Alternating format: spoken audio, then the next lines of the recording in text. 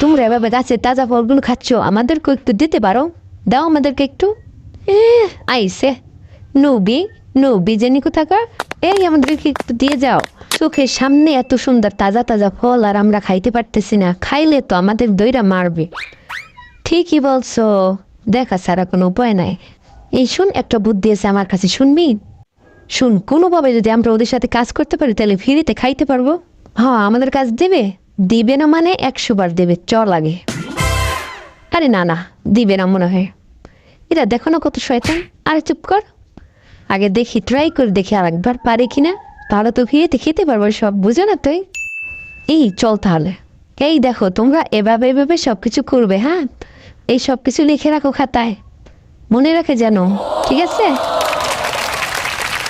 দেখ মেয়েটা কত সুন্দর, তাই না? হ্যাঁ।